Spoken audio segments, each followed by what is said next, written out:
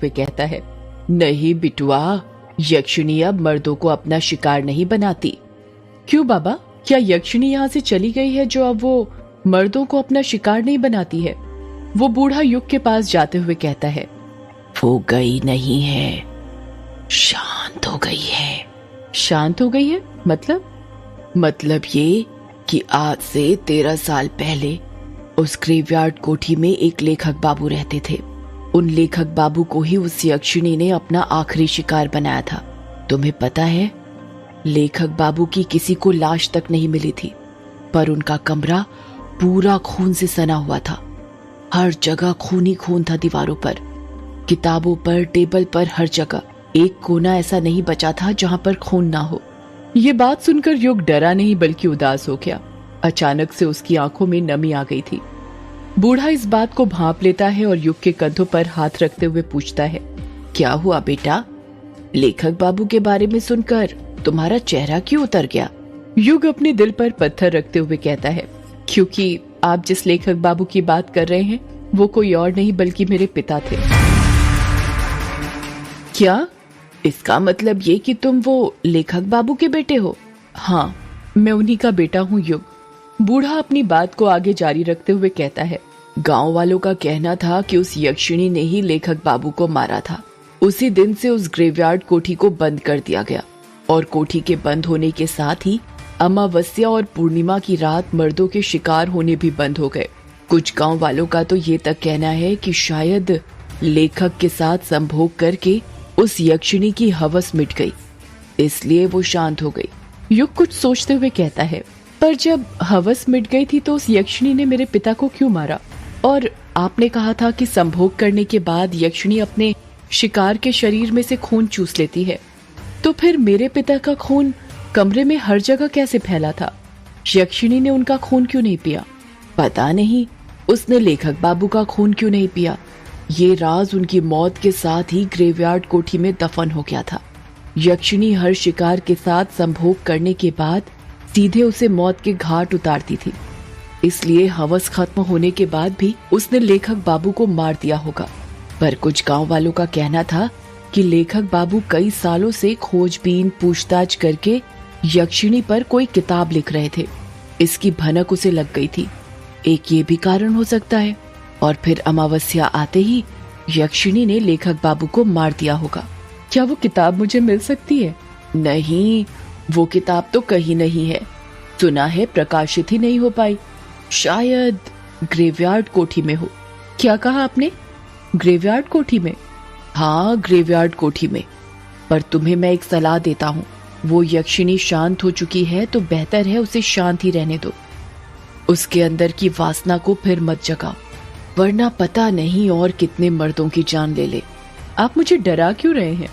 मैं डरा नहीं रहा हूँ, तुम्हें बस आगाह कर रहा हूँ बिटुआ। मौत के आने से पहले चेतावनी देनी पड़ती है। मतलब? तुम शहर के लोग मतलबी बहुत होते हो बिटुआ, हर बात में मतलब ढूंढते हो। मतलब कुछ नहीं। वैसे आप बहुत कुछ जानते हो उस ग्रेवयार्ड कोठी के बारे में। आखिर कैसे? जानूंगा कैसे नहीं, मेरा पुराना रिश्ता जो है। युग उस बूढ़े को घूरते हुए पूछता है, क्या कहा? पुराना रिश्ता? क्या रिश्ता है आपका ग्रेवयार्ड कोठी से?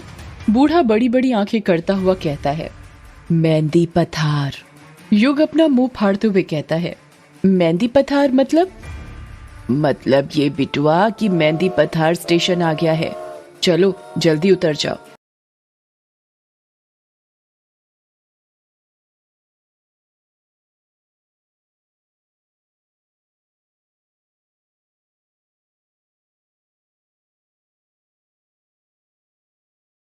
ट्रेन मेहंदी पथार स्टेशन पर आकर रुक गई थी।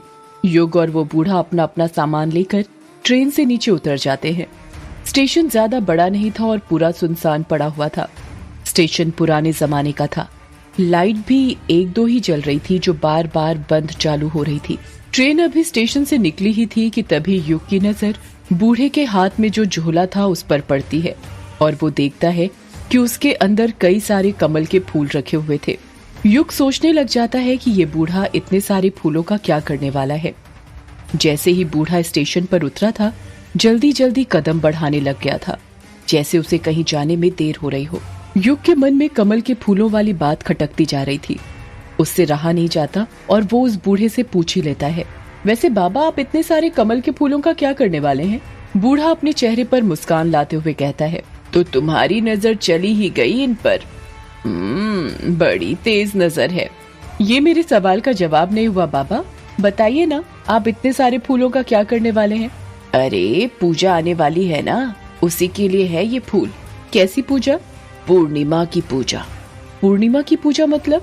तुम नहीं समझोगे, तुम गांव में नए आए हो ना, धीरे धीरे समझ जाओगे।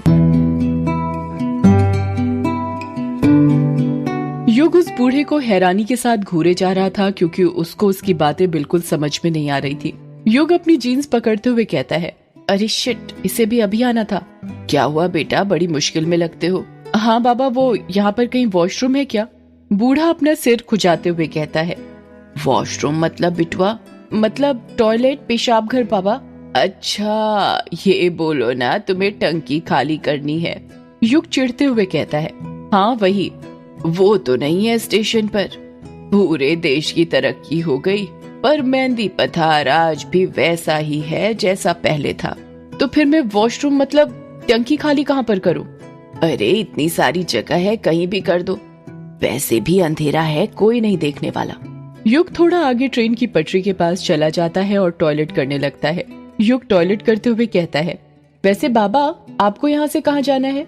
रोगंगा मुचा। मतलब आपको वो किश्नोई नदी पार करके जाना पड़ेगा? हाँ। आपको डर नहीं लगता यदि उस यक्षिणी ने आपको पकड़ लिया तो? अरे मैंने कहा ना बिटवा, उसकी वासना खत्म हो चुकी है, वो अब शिकार नहीं करती। और वैसे भी आज पूर्णिमा या अमावस्या थोड़ी है जो मुझे अपना शिकार बनाए। वैसे आप रोगंगा मुचा में कहाँ रहते हो? रोगंगा मुचा में किश्नोई नदी का जो घाट है ना, वहीं पर रहता हूँ। युग कुछ सोचते हुए कहता है, ये तो वही घाट है ना जहाँ पर वो यक्षिणी भटका करती थी। पापा कहते थे कि अक्सर यक्षिणी किश्नोई नदी के दोनों घाट के पास ही भटका करती थी। कोई जवाब नहीं आता है। युग फिर पूछता है, बताइए ना बाबा, आप चुप क्यों हो गए? बूढ़े का कुछ जवाब नहीं आ रहा था। युग सोचने लग जाता है कि बाबा कोई जवाब क्यों नहीं दे रहे। युग अपने पैंट की चेन बंद करता है और पीछे मुड़ने लग जाता है। जब वो पीछे मुड़ता है तो उसके रोंगटे खड़े हो जाते हैं। वो बूढ़ा अचानक से गायब हो गया था। युग की समझ में नहीं आ रहा था कि वो बूढ़ा इतनी जल्दी कहाँ जा सकता था। युग अपना बैग उठाकर स्टेशन पर उस बूढ़े को ढूंढने लग जाता है और वो बूढ़ा उसे कहीं पर भी नहीं मिलता है। युग हैरान था ये सोचकर कि वो बूढ़ा एकदम से कहाँ गायब हो गया था, पर थोड़ी ही देर बाद वो ये सोचकर संतुष्ट हो जाता है कि शायद वो बूढ़ा अकेले ही चला गया होगा। और अच्छा ही हुआ चला गया, वरना यक्षिणी के बारे में बातें करते वो खुद तो डरता, साथ में उसे भी डराता। युग स्टेशन से बाहर निकलता है तो देखता है कि स्टेशन के बाहर एक भी ऑटो रिक्शा वाला नहीं था। ये गांव में ना यही प्रॉब्लम होती है, टैक्सी नहीं मिलती। शहरों का विकास तो हो रहा है पर गांव आज भी गांव ही है। जरा सी तरक्की नहीं हुई यहाँ की, आज भी वैसे का वैसा है जैसा पहले था। इतना कहकर युग पैदल पैदल ही बंगला मुडा गांव जाने के लिए निकल जाता है। आधे एक घंटे में वो बंगला मुडा गांव पहुंच जाता है। बंगला मुडा गांव पार करने के बाद काला झाड़ी जंगल पड़ता है, जिसको पार करने के बाद ही किश्नोई नदी आती है। और वहीं से थोड़ी दूर पर युग की ग्रेवयार्ड कोठी थी जहाँ पर युग को जाना था। युग ने बंगला मुडा गांव तो पार कर लिया था, पर काला झाड़ी जंगल के अंदर वो फंस गया था। किश्नोई नदी जाने का रास्ता वो भूल चुका था। काला झाड़ी जंगल में अंधेरा इतना ज्यादा था कि उसकी समझ ही नहीं आ रहा था कि कौन सा रास्ता कहाँ पर जाता है। युग जंगल के अंदर लगे बांस के पेड़ों को देखते हुए कहता है, अब क्या करूं? आगे का रास्ता तो भूल गया मैं। 2-3 राउंड मार लिए पर बार बार घूम फिर कर यहीं पर आकर रुक जाता हूँ। ये काली झाड़ी का जंगल तो पहेली बन गया है मेरे लिए। कुछ समझ नहीं आ रहा क्या करूं। युग अपना मोबाइल निकालते हुए कहता है, यहाँ पर तो नेटवर्क भी नहीं आ रहा कि किसी को फोन करके बुला लूं। युग के आसपास साल और बांस के पेड़ लगे हुए थे। हवा के झोंके जब भी इन बांस के पेड़ों के बीच में से निकलते थे तो ऐसा लगता था जैसे आपस में कोई फुसफुसा रहा हो। मोबाइल की टॉर्च की रोशनी में युग को ज्यादा कुछ दिखाई नहीं दे रहा था। युग सोच ही रहा था कि वो क्या करे, कैसे इस जंगल में से निकले। तभी उसे किसी के कदमों की आहट सुनाई देती है। कदमों की आहट सुनकर युग सहम जाता है और सोचने लग जाता है, इतनी रात में इस जंगल में कौन होगा। युग डरने लग जाता है और सोचने लगता है कि कहीं यक्षिणी तो नहीं, पर फिर वो अपने दिल को तसल्ली देता है, नहीं, ये यक्षिणी वक्षिणी कुछ नहीं होती, सिर्फ कहानियां हैं जो मेरे पापा ने बनाई थी। कदमों की आहट धीरे धीरे तेज होती जा रही थी। ऐसा लग रहा था जैसे कोई युग के पास आ रहा हो। युग जमीन पर पड़ा बांस का टुकड़ा उठा लेता है और कदमों की आहट सुनने लगता है। तभी युग देखता है कि उसके बगल में जो बांस के पेड़ लगे हुए थे वो हिल रहे थे और आवाज उसी तरफ से आ रही थी। युग पूरी तरह तैयार हो गया था उस आहट का सामना करने के लिए। जैसे ही कदमों की आहट बंद होती है, युग की आंखें फटी की फटी रह जाती हैं। उसके हाथ से बांस का टुकड़ा अपने आप छूट जाता है और वो खुद डर के मारे झट से जमीन पर गिर जाता है। युग के सामने एक काला साया खड़ा हुआ था। युग डरते हुए अपना मोबाइल उठाता है और उसकी टॉर्च उस काले साए पर मारते हुए कहता है, कौन हो तुम? एक लड़के की आवाज सुनाई देती है, मैं अभिमन्यु। जब टॉर्च की रोशनी उस काले साए पर पड़ती है तो युग देखता है कि वो काला साया किसी और का नहीं बल्कि उसी की उम्र के एक लड़के का था, जिसके लंबे लंबे घुंघराले गर्दन तक बाल थे और उसने आंखों में बड़ा सा चश्मा पहना हुआ था।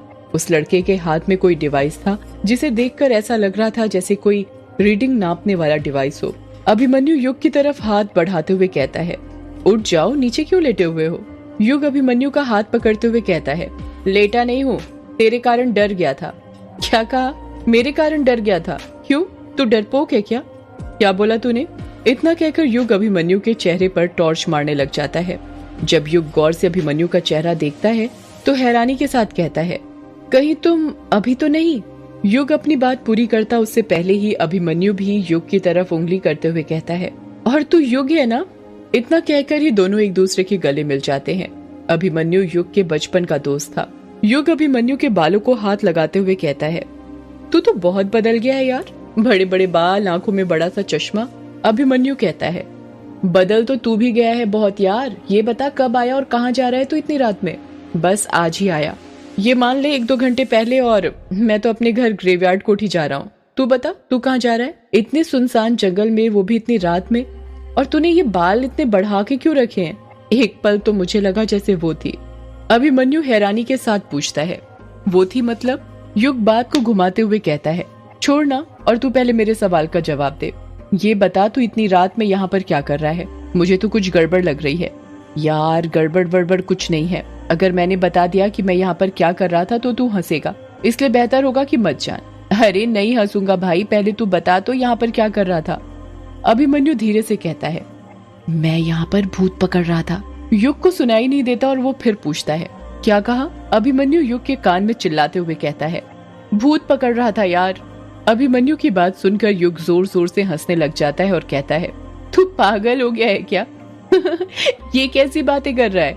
मुझे लगा तेरी बचपन की ये आदत भूतों पर विश्वास करने की चली गई होगी और तू अब समझदार हो गया होगा, पर तू तो अभी भी नहीं सुधरा यार। पूरा वैसे का वैसा है जैसा बचपन में था, डब्बा का डब्बा। अभिमन्यु नाराज होते हुए कहता है, मैंने कहा था ना तू हंसेगा, इसलिए नहीं बता रहा था। युग को गिल्टी फील होने लगती है और वो धीरे से कहता है, सॉरी यार, चल छोड़। ये बता क्या करता है आजकल तू? मेरी गुवाहाटी में जॉब है, अभी छुट्टियां मनाने आया हूँ। गुवाहाटी में जॉब है, पर किस चीज की? अभी तो बताया। क्या बताया? भूत पकड़ने की। मैं एक सर्टिफाइड पैरानॉर्मल एक्टिविटी एक्सपर्ट हूँ। हम लोग भूत खोजने का काम करते हैं। अभिमन्यु की बात सुनकर युग अपनी हंसी रोक नहीं पा रहा था। वो हंसते जा रहा था। यार तू हंस क्या रहा है? हंस ले। जिनको कम नॉलेज होती है वो अक्सर अपने से ज्यादा नॉलेज वालों को पागल ही समझते हैं। शायद तुझे पता नहीं है, हमारे इंडिया में 10 सर्टिफाइड पैरानॉर्मल सोसाइटीज हैं जो भूत खोजने का काम करती हैं। मैं भी उसी सोसाइटी से सर्टिफाइड हूँ, समझा? युग हंसते हुए कहता है, फिर ये बता कि आज तक कोई भूत खोजा है या नहीं खोजा? अभी तक तो नहीं खोजा, पर जल्द खोज लूंगा। और वो कैसे? अभिमन्यु अपने हाथ का डिवाइस दिखाते हुए कहता है, इसकी मदद से। युग हैरानी के साथ पूछता है, ये क्या है? इसे इलेक्ट्रोमैग्नेटिक फील्ड मीटर कहते हैं।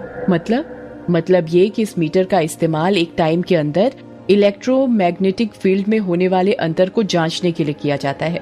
कहते हैं किसी जगह पर जब भूत प्रवेश करते हैं तो वहां की इलेक्ट्रोमैग्नेटिक फील्ड में बदलाव आता है।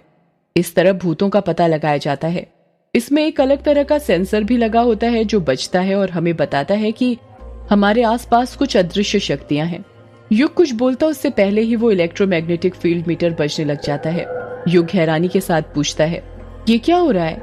ये डिवाइस इतनी आवाज क्यों कर रहा है? अभिमन्यु अपने आसपास देखते हुए कहता है, ये संकेत है कि हमारे आसपास कुछ है। युग धीरे से कहता है, मतलब भूत? हाँ। सदियों से है पुरानी